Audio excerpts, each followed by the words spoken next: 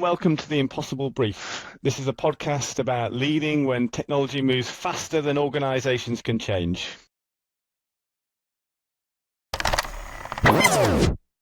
My name is Ben Taylor. I'm joined by my co-host Eleanor Pertusi, and We're joined today by Annabel Gillard. Thank you very much for having me. Hi there, Annabel. So you're an AI ethicist. You've got a master's in AI and philosophy and 20 years experience in asset management in the investment industry, which is an amazing combination of skills. And can I just ask you to explain to us what's an AI ethicist? AI ethics is a field that probably started about 10 years ago, or maybe a little bit less, just as the power of the new designs of AI started to become evident. And some, particularly, there are a number of particularly European academics who have a computer science background, but also some philosophy grounding, who started to think about, hang on a minute, what does this mean at a human level? What does this mean at a societal level? What does this mean about the nature of what constitutes knowledge? What's consciousness? What's experience? All of these quite big questions. And then as AI, as AI, this version of AI that we're experiencing now, of course, AI is not new. It goes back to the 1950s. But the machine learning and the deep learning in particular, following the big data revolution of the noughties, has meant that the whole thing's taken off. And so some of the early mistakes that were made, such as bias in data sets, I'm not saying that's a completely fixed issue now, but I think there's widespread awareness of it, whereas at that forefront there wasn't. And it was those academics who were working at that intersection of who had a computer science or an AI background and who then got into philosophy, who were the first to kind of identify, hang on a minute, there are some human impacts on this. So that's where AI ethics started. I think where we are today, AI ethics can mean anything from governance to writing papers about consciousness, to debiasing algorithms, to anything else. It's one of those job titles which is starting to spring up at different organizations, and it means different things in different places. And I think probably do want to distinguish between what role is there, which bit is the governance role, is the kind of making sure that we've got the belt and braces in place, who's doing the upstream design thinking. Have we got somebody who's in the design phase who's thinking, hang on a minute, what about the human impact, or have we thought about this? Somebody who possibly isn't from a technical background, but actually brings that humanities perspective. So, and for me, what it really means is it means thinking about the human impact of AI. What I mean by it is the kind of ethos of the business. The how are you doing things, and are we making sure that our actions are true to our intent? That's really what I think of as ethics in a business context. And I think that the issue, the reason why it's been sort of an explosive field, is that AI in itself introduces new ethical dimensions to some of the questions that it's not just business ethics as usual. It's different in scale, it's different in speed, it's different in impact. It amplifies some of the things that are already there. It introduces some new issues. And also there are issues that are relatively well contained when it's a human in charge. Shouldn't assume there's any moral reasoning when AI is doing a task that was previously done by humans. So sometimes we don't even recognize that there's a moral or an ethical or a values dimension in a task. Yeah. It's only when you automate it and then something goes wrong and you realize actually there was an assumption in there that we had when a human was doing it, that you can't just you can't just automate it and expect it to be a replica, because it's missing that fundamental kind of judgment. Yes. So it's business ethics first, and it should influence and impact your AI ethics in theory. Exactly. Exactly.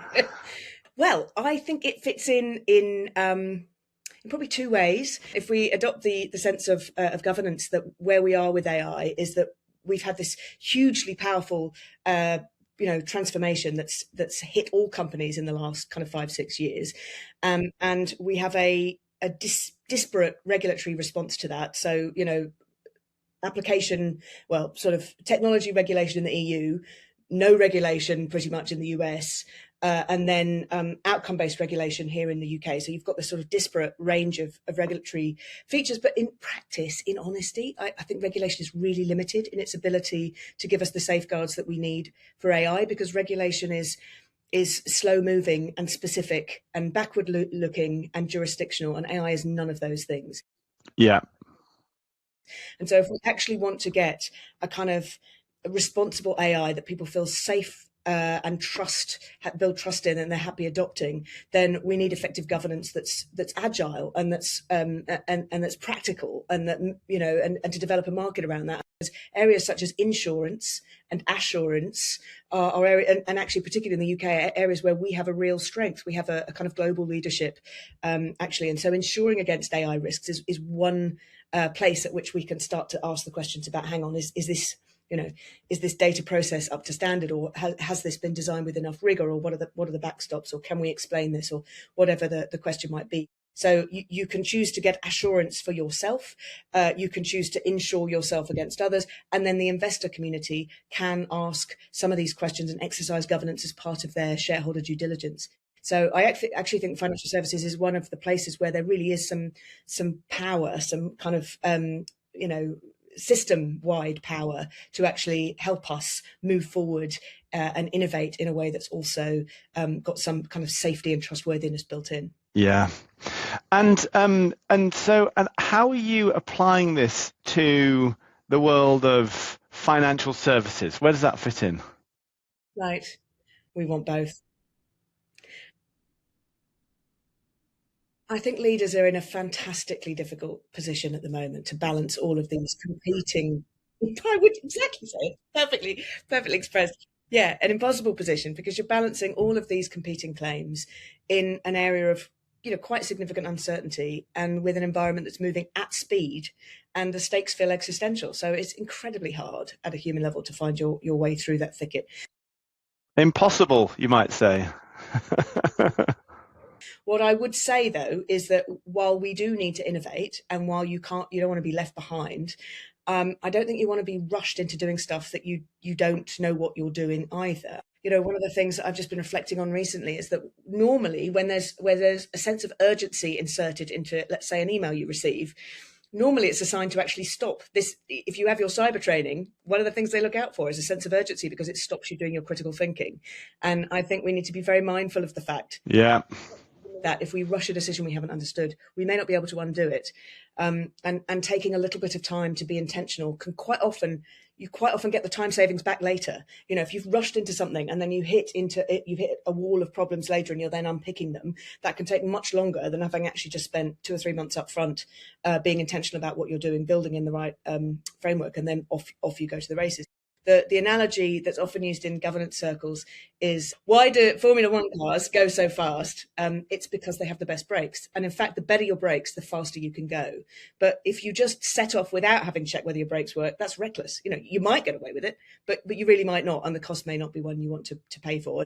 The other example, like making sure you've got someone in the room at the beginning, whether you're doing product design or whatever way you're using the AI, when you're actually at the design phase, having somebody in there who isn't a technologist, but is a human specialist or an ethics specialist. Amazon were looking to get more talent into their digital arm at a point where they were growing faster than they could necessarily find the skills for. And they thought, brilliant, why don't we get AI to go off and troll the internet and find people for us? But without having specified up front in the design protocols that gender shouldn't be a criteria, the Amazon bot taught itself that gender was a critical criteria. And so even when they when they realized this was happening, they then started feeding in, anonymized CVs, but it was still using proxies for gender. They spent, I think, something like 18 months and $3 million before having to retire the whole thing completely and start from scratch. And that would be an example of where actually having had, an extra 4 weeks in the design phase would have saved you 18 months later on. HR actually is a great example, because so many HR firms were being sold CV screening AI tools back in 2018, 2019, 2020, and incorporated them into their business. And at this point, the system is now completely broken, because not only have they been found mostly not to be doing what HR had thought they were doing, and in fact, you're actually getting a really, the algorithm is actually converging everything to the mean, and you're getting one CV that comes through, but also candidates now, just as the CV scanner can scan thousands of candidates can now send out, using exactly the same technology, send out thousands and thousands of CVs. CVs are written to be optimized by the algorithm. If you'd actually started back in whenever it was, 2018, 19, by thinking, what is the problem we're trying to solve? And how best do you solve that problem? And then how would you use technology to help design the problem you're trying to solve, rather than just we've got to buy this tech and everyone else is doing it, so we better move fast, which is in practice what happened. So I think it's a behavioral tendency to feel like, where's the crowd going? I've got to be there ahead of it. But that actually rarely is the answer that works out. I think we have to start, and I think there's increasing awareness that we have to start with the idea of what's the problem we're trying to solve, what is it we're trying to achieve, and then how do we want to do that, and then where does AI fit into that? How do we best design the AI to fit in that? And also, where do the people fit into that? And not just thinking about this solely as an AI problem, but seeing this as how do we transform our business into something where the AI, the artificial and the human intelligence work together in a really effective and satisfying way to deliver our USP or to serve our customers as best as we possibly can. That really should be the goal, rather than what it can feel like at the moment is FOMO on steroids. And I get it, because at a human level, it's unbelievably difficult to be trying to make these decisions at pace in an area where most likely you don't have expertise yourself. And so the people who you're listening to are the technical specialists, but the technical specialists are the ones pushing the technical solution. Actually, this isn't just a technical problem. This is an organizational problem. This is a leadership problem.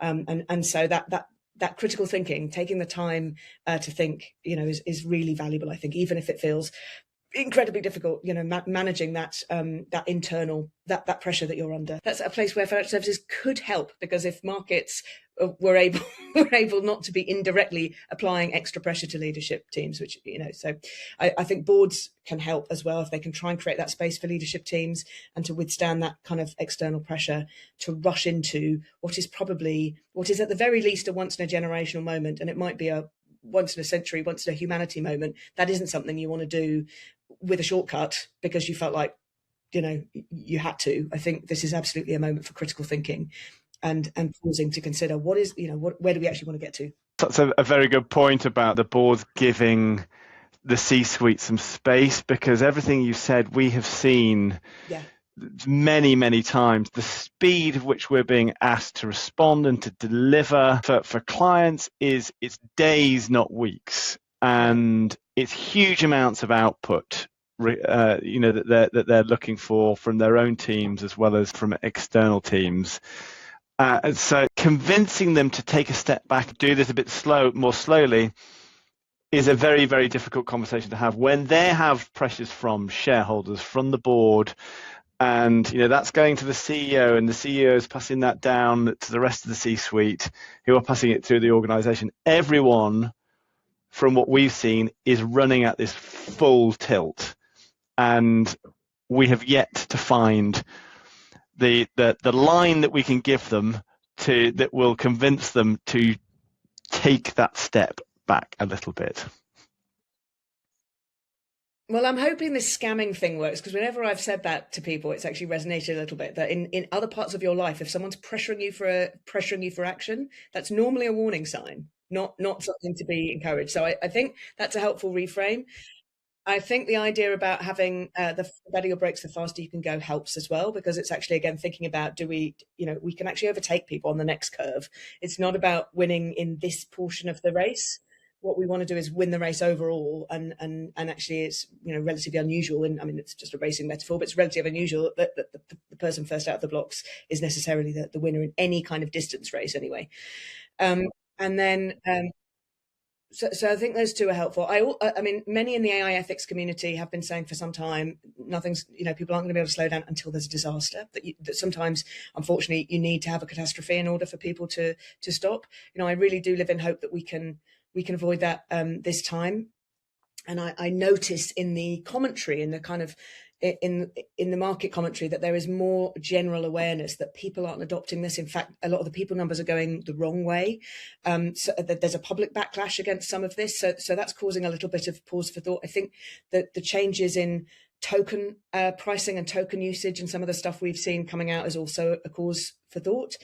And I do wonder whether, we've got 2-3 very big IPOs in the next 12 months, with SpaceX about to list, and then OpenAI and Anthropic due to follow. And the process of going through that IPO will put real attention on exactly what do those economic models look like. And then when you apply that to the rest of the economy, again, that provides perhaps more insight about where we might be going over the next 3 to 5 years. And actually, does that make sense? And is that what we want? And the more we can have these conversations collectively, the better, I think, because if people can see other people slowing down, it helps give the permission a little bit to do that.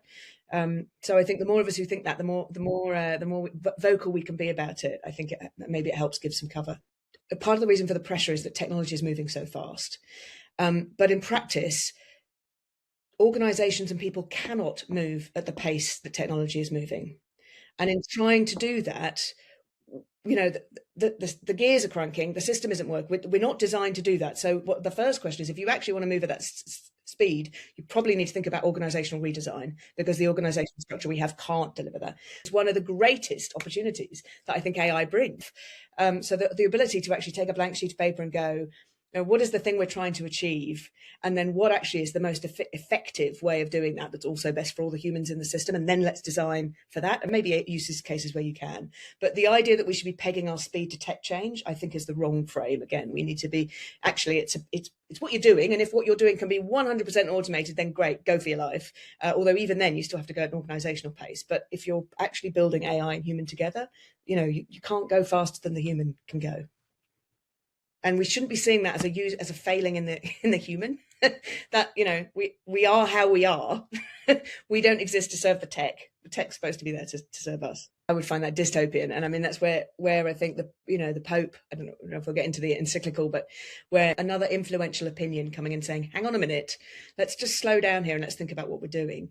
And the Pope, as I understand, situates the starting point as the dignity, the fundamental dignity of every human life on the planet, and that that's the starting point. What's good for the humans in a situation, and I think there's firstly that point again about technology serving the human or human serving the tech. I don't think the Silicon Valley, the narrative that comes out of Silicon Valley is often that humans have design flaws that need designing around, such as trying to remove all friction. Actually, friction is often how we learn and form judgments, and there's a value to that. That's wisdom. Elon Musk is on record as saying that the biggest weakness of Western civilization is empathy. This is not. I mean, that he's absolutely entitled to his view, but I don't think that's the view of most people on the planet, and I don't think it's how most people want their employer to treat them. Yeah, it's really interesting that Anthropic is aligning themselves to the Pope on the Encyclical, because what the Encyclical says is essentially tech should serve humanity and not the other way around. And that is the opposite of what the Silicon Valley founders have been wanting of AI. It's been this utopian quest of playing God. What if we could create the ultimate intelligence? And what the Pope is reminding us of is what for? What is AI, if not to serve humanity?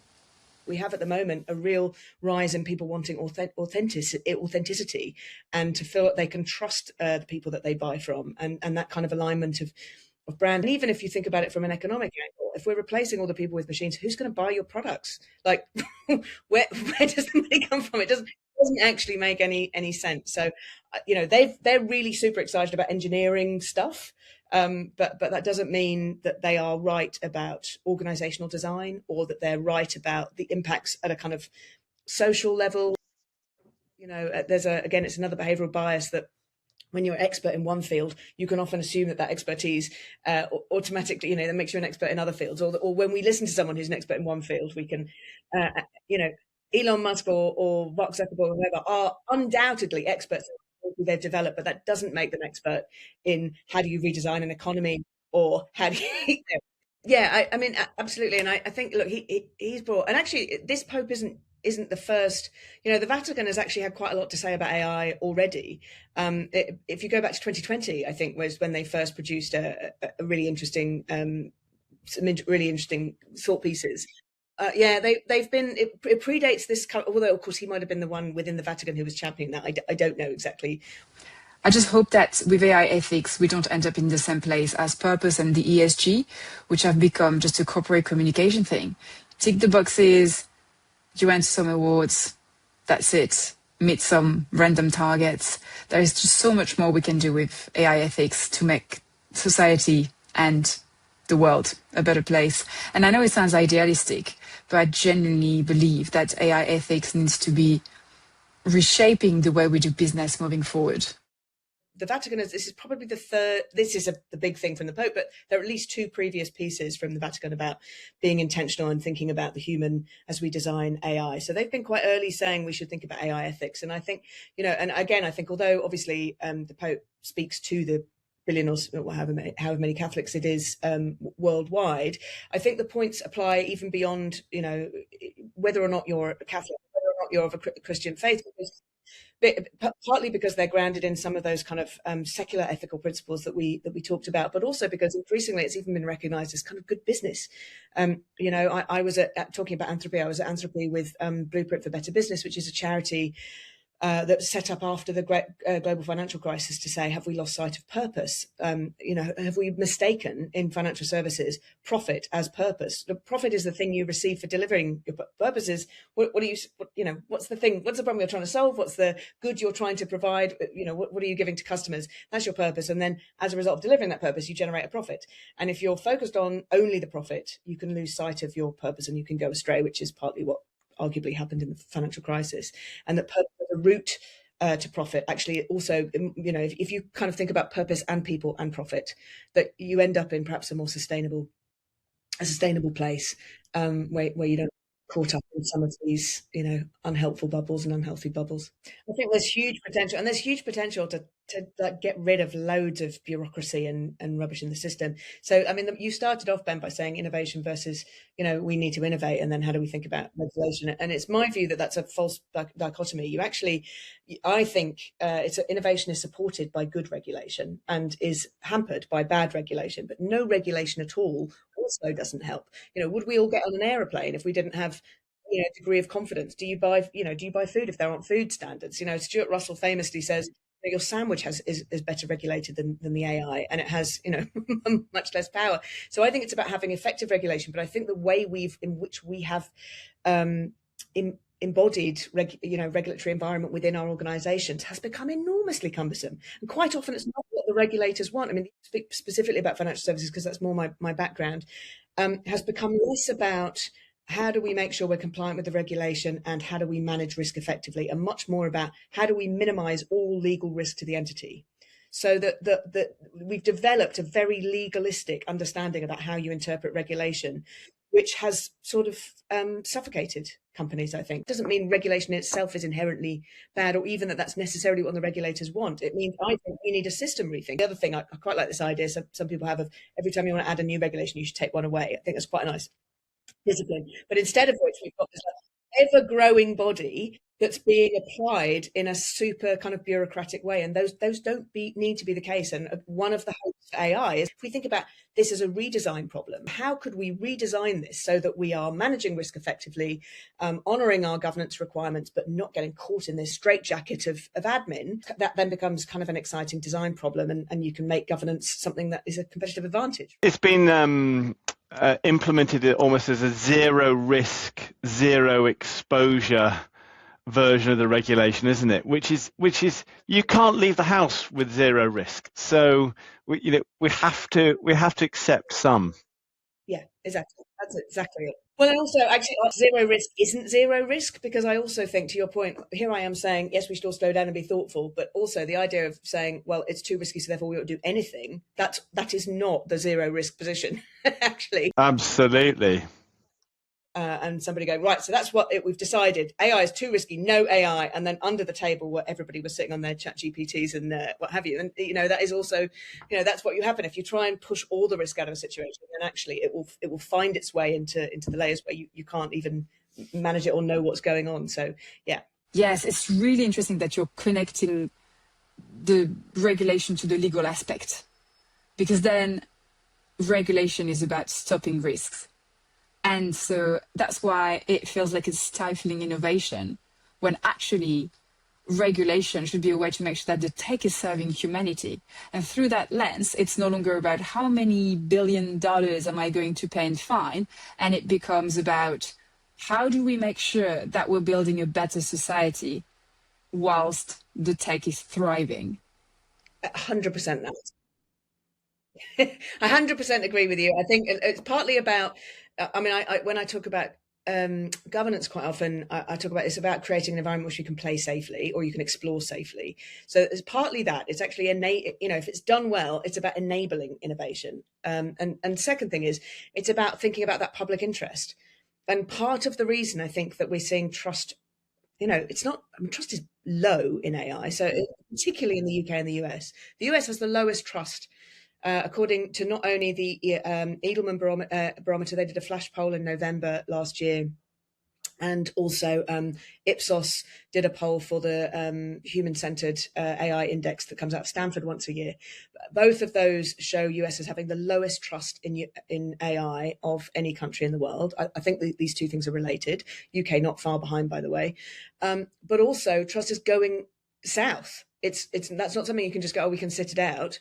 Firstly, there's the public backlash. We saw at the commencement speeches this summer, 2 different universities booing speakers who talked about AI.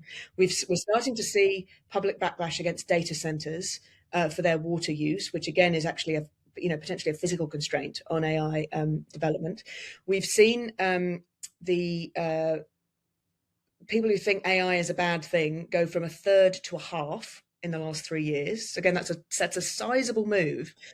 So again, this idea that being regulation free is going to speed up innovation will not, if by doing so you're actually leaving the public behind you. Part of what regulation is supposed to do is be able to communicate that public interest. And if the public don't feel like their interests are being expressed, they have the right to resist it, or even in some cases sabotage it. And I saw a piece yesterday about how there's quiet sabotage in some places. The statistic that I found really chilling was that for adults below the age of 30, so that the age group 19 to 29, the percentage who feel hopeful about AI is 14%.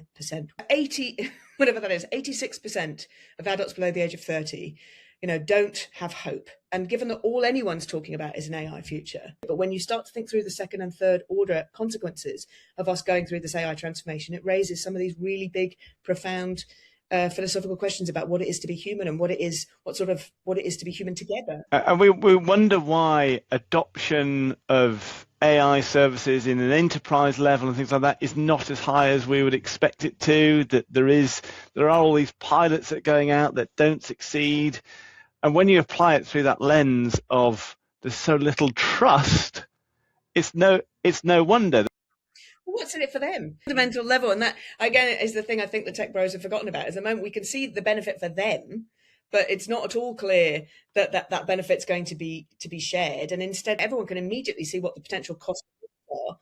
But these benefits people talk about, they seem to be accruing to other people. Not necessarily, maybe we get the health benefits. Maybe there's some solution to the climate crisis through AI. That would be great collectively. But those are pie in the sky. Whereas meanwhile, you can quite literally now see, I'm not going to be able to ask for a raise because everyone's going to say you're lucky to have a job, and I may not have a job in 2 years' time. And the downsides are very visible, and the upside isn't.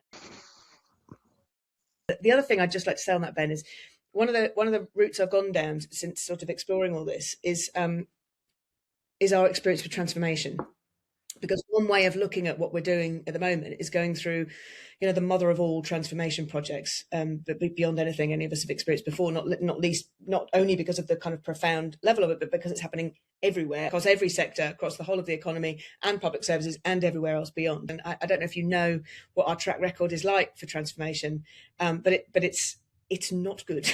Go put it that way. If you look at how we do what our current transformation playbook delivers, it's a 70% failure rate, according to McKinsey. Well, and when you say we, who are you referring to? Gartner puts it at an 80% failure rate where technology is involved.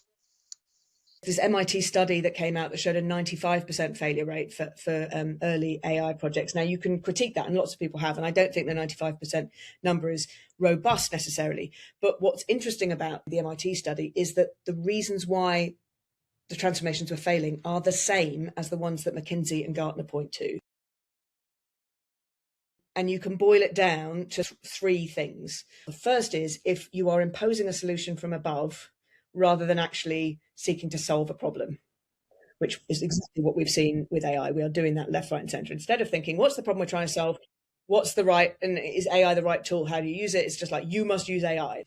The second reason is that you either haven't skilled the people or you haven't got the cultural buy-in to go on this transformation together. Some AI training is out there, but most of the training is really generic, tailored, targeted guidance. I think what you need in order to really get the benefits. And then the third reason why transformations fail is a governance failure.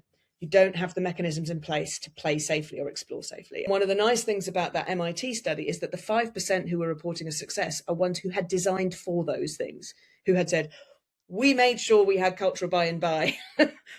And that's one of the reasons, again, why I say don't rush. This is every bit as much as a technical challenge. It's also an organizational challenge, a transformational challenge. What level of investment have you seen that's gone into technology versus transformational change and adoption? What's the percentage, do you reckon? I would guess that if you looked at it from three different investment lenses, the investment in the tech, I think that comes first by a country mile. Then there's the investment in the transformation, that probably comes next. And then there's the investment in the human infrastructure, if you like. Yeah. Whether that through a mixture of training and cultural participation work and all the rest of it. It's just anecdotal, but I'm regularly hearing about people saying, oh yeah, we've had some sort of AI webinar, but all of our other training budgets have been cancelled. If we're thinking about this as an integration between a human infrastructure and an artificial intelligence infrastructure, almost all the investment has gone into the AI infrastructure and not into that human infrastructure that needs to, where the two need to work together. And part of the reason being, do we spend money on employees if we don't know if we're keeping them? But of course, employees can read that as well. So if you're not investing in me, do I have confidence in the future? How quickly am I going to help train these tools to possibly replace me? It becomes a vicious circle. So one key takeaway for leaders is whatever you're investing in AI implementation infrastructure, rethink about how much you need to invest in that adoption program, training, education across your business, because it is probably a lot more than what you've got in for your line item at the moment. I think part of the reason there's a trust gap here is because we're not being frank about it. What I suggest is that firms are actually honest with staff and say, we don't know. Now, the cost that will give you in terms of maybe training some people that you might then ultimately lose, I think will be easily covered by the faster adoption that you will get and the better adoption that you'll get from the fact that you've got buy-in from your people. There's also a skills gap emerging in other parts of the business. We could be proactively reskilling the workforce. And even if you end up reskilling and somebody goes somewhere else, still at a kind of overall economic level, it will be better because the more people there are employed, the more people using your products, the healthier the economy is. So even if it means spending some money you didn't need to spend on training people, I still think that will be more than covered by what you will save on not having that kind of transformation sabotage, as well as being actually straight with people. That's a trust building exercise. I've heard you speak as well about the 5 C's for leadership. It feels like a good tools that leaders can use to help get to the point where they can implement what you've just spoken about. Thank you, Ben. Yeah, it's a conversation that's been coming up over the last couple of years, really, when talking about this topic. Is how do we lead through this? What are the kind of human characteristics? I wouldn't suggest necessarily, unless you're a tech company, that your leaders need to be tech specialists or experts. I think part of leadership is actually having a load of subject matter experts who you can call on. You need enough knowledge to be able to challenge them on that, but don't go down the route, I would say, of thinking that you have to know. It's understandable because for most of us, the route to seniority has come through being an expert in something. It's come through knowledge, and we have tended to associate seniority with knowledge. But in an environment in which information is freely and infinitely available, which is the one we're now living in, the real differentiator becomes how good the questions are that you ask. So cultivating a sense of curiosity, I think, is probably the most valuable thing you could do. Curiosity with, say, critical thinking. So being interested, being open, but in a way where you're actively challenging what you're hearing. But also the humility, because we're in an environment, again, where I think this is too big, too complicated, too fast moving for any one of us to keep on top of it. You and I spoke before, Ben, about how we both like to say no one is an AI expert, because it's not possible. So what you can do to find your way through this is to build collective intelligence, to you have the bits you know and somebody else has the bits they know. And so that requires a certain humility about the edges of your knowledge. So that's what I mean by curiosity. That's the C. And then the next C is courage, because that is quite a courageous thing as a leader, to be able to say, I don't know, or to recognize that humility.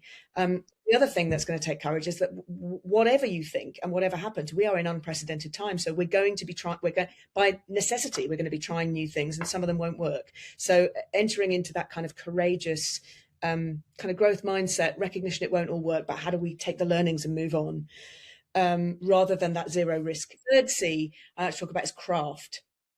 And by craft, what I mean is both kind of creativity elements, but also that sense of mastery. For example, I would never use ChatGPT or Claude to produce the final version. I might use it to help me do some research to figure out where I should go, and then I'll try and do some of the thinking myself, and then it'll help me draft. But then the polish and the final refinements are something that comes from that wisdom and hopefully but anyway, the bits that you've learned, the mastery of your skills over time. It's kind of like something sort of artisanal maybe. So craft is my third C. My fourth C is compassion.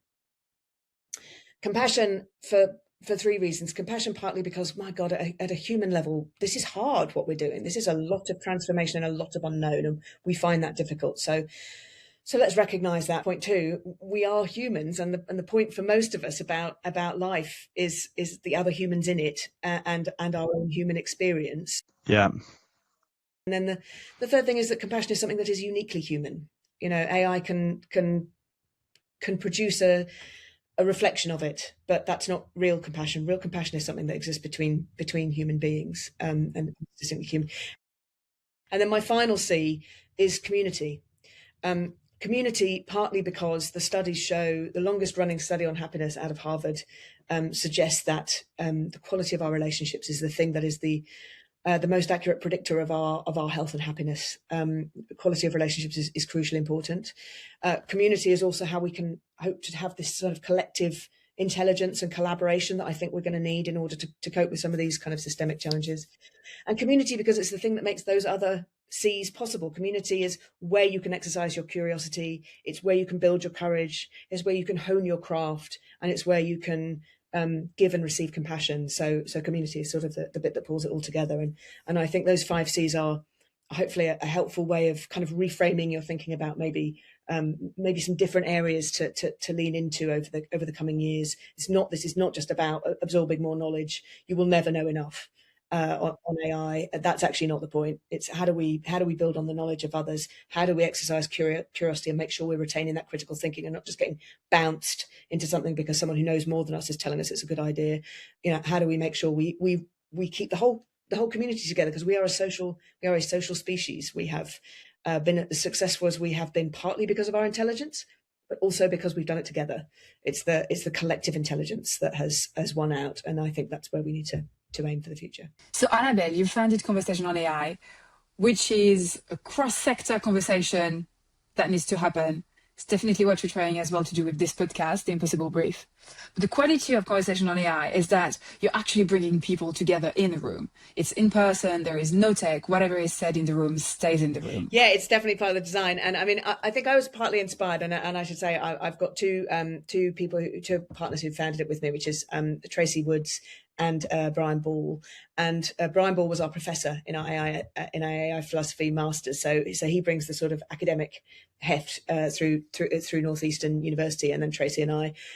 Tracy has a long background in IT and then consulting, and then I have a background in financial services, and mostly we wanted to keep the conversation going. And that's where we started thinking, how do we kind of keep going with these kind of open interdisciplinary spaces? And then I went to Anthropy.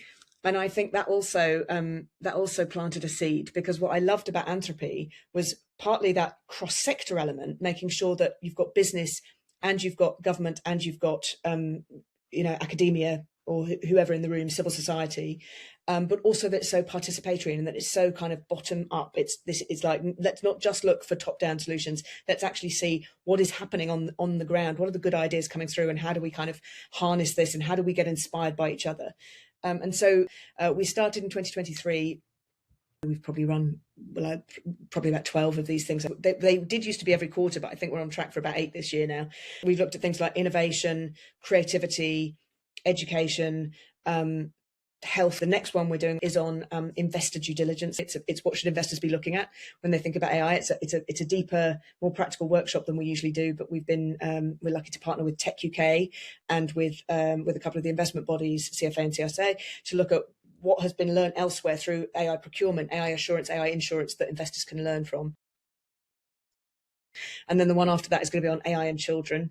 So what do young people feel about where AI is going? And we're delighted that we've got a young person on the panel speaking. We try and make sure that the conversation is led by people who bring expertise that crosses sectors and disciplines. So there's always usually a tech specialist and an ethical specialist and a subject matter expert. But what really makes them different is the participatory element. So once we've heard from the panel, we break out into groups and everyone discusses it amongst themselves, and then we all come back together for what ends up being such a lively, rich discussion.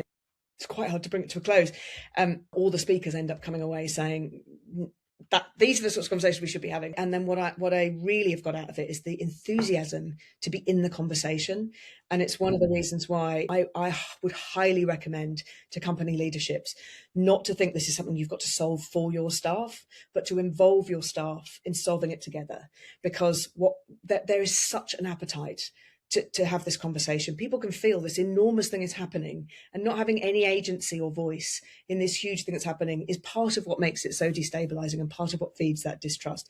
Again, thinking about that, the ideas of humility and curiosity and collective intelligence, actually tapping into what people are already thinking, surfaces so much that we haven't seen. So yeah, I mean, we love doing them, and we've been really struck by the appetite for them. And I just think, and hopefully we would like to lend some of this to movements towards also a kind of national conversation on AI, which is another thing I think we should probably be having. I really think not only the more minds, the better, in that sense of the wisdom of crowds, but also the sense of actually everybody being able to feel like they have some agency and some ownership over what's happening to them and what's happening to us in this extraordinary moment in time. So yeah, there's a survey that we keep referring to with Ben because it really shows the dichotomy of what we're dealing with and what executives as well as employees on the ground are dealing with.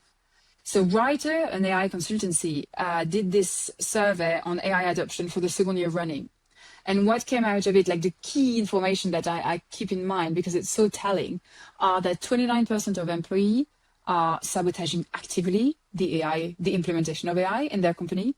And on the other hand, 75% of executives don't believe in their AI strategy. They think it's for show, so for PR, for investor relations, but not really for internal guidance. And then 61% of CEOs fear that they're going to lose their job if they can't lead their company through that AI transformation. So you have those two groups of people not talking to each other, exactly. Also not really knowing what they're doing. And it's very clear that nobody is an expert, but it takes courage and honesty and humility to actually lead through that. So it's everything that we've discussed. That's exactly it. I'm not an expert, but do I need to be an expert? How do you admit? How do you say that to your employees? And I feel that the 5C that you have seem to be such an easy answer to what needs to happen. And I just want to put all those people, put them in a room, tell them, please be honest and humble about the difficulties, and let's all have a tough conversation together.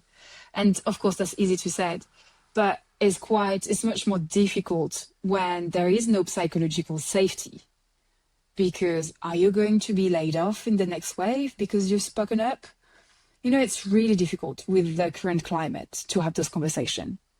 And I believe that, and although this is for most companies, I do believe that the people who choose to have those difficult conversations, leaders who choose to be open and to build trust with their employees will see much better outcome. Choose courage, exactly, and choose to do these things. We'll do better, because if you build that trust, even if it involves taking some risk up front, because you're going to have some uncomfortable conversations and maybe it's going to take a little bit longer, but you're more likely to get the better adoption, and you're more likely to build trust. And if there's psychological safety, there is a very clear link between that and innovation. You don't get innovation if it's not possible to say, I think we should do things differently. You don't get innovation without that. And at the moment, we have the opposite of psychological safety. So you will get, I think, economic benefits of adoption, trust building, reskilling rather than constantly having to fire and rehire, and innovation. The economic argument that is there for doing it, it just might take 12 months, 18 months, 2 years, instead of what you're hoping will be 3 or 6 months. But guess what? You're not going to get in 3 or 6 months anyway, because one of the things we learned from that transformation playbook failure is that telling people what to do doesn't result in them doing it necessarily, and they can also see that it's got something in it for them, Yeah, it's a bit like parenting. You can tell your kids to do something, but they will do as you do, not as you say. Yeah, exactly. So role model it. I don't know either, but look, I guess, I don't know either, but our best way of getting through this is to do it together, to harness our understanding of who we are, what we're trying to achieve. We know our customers, we know our business. What is the thing that we can do? What are the pain points that this is a huge opportunity for us to get rid of? And if we can do this together successfully, we may not need to lose anyone. So, but, we don't know. We'll go on that journey together. It's a different model of leadership, but and it's scary. I get that, but I honestly think it will lead to better results. Well, final question for you, Annabel. We've talked about a lot of the challenges that we face, that this is an impossible brief, and we don't ever want to just look through rose-tinted glasses. We need to be realistic. But what is there that we've got to be optimistic about our future when it comes to AI? Well, despite everything that we've said, I actually am really quite optimistic. I'm more optimistic now than at any point in the last 5 years, because I think at least now we're having the conversation. And I also think, thanks to social media, where it's taken 15 years for us to see the harms that have occurred, and those harms aren't inevitable to social media. They are the result of design choices. They are a result of the economic model that is at play. And some of that stuff is really hard to fix now because it's baked into the design. But we're at that point in the window with AI where, multiple futures are possible. And there is public awareness because of the experience of social media that actually maybe we need to be a bit more intentional about this. I think it's the other reason why you're seeing the resistance. People are saying, slow down a bit, actually. These are quite, they're big stakes. But I think if we get these decisions right, we could have a hugely exciting future. There's this great quote from the biologist E.O. Wilson, which is, we've got Paleolithic brains, medieval institutions, and nearly godlike power through technology. And we're living with those growing pains. The possibility of being able to revamp and rethink how our institutions work so that they're more effective, it is fantastic. The idea it might be possible to have a much more deliberative democracy where more people have a say in how our countries are run, that's fantastic. Our workplaces are designed from the industrial, we've carried a lot from the industrial era over, so we treat people as if they're machines when they're not. We could redesign processes that actually run with the grain of how we are as human beings rather than against it, and we could have so much of a happier, more fulfilling working environment in which we are more effective and much happier with it. So the possibility of redesigning for a future that is much more effective, much more exciting, and is not only economically prosperous but also really good for us at a human level too. I think that's within reach. It's possible depending on the choices we make. So I think there's a lot to play for.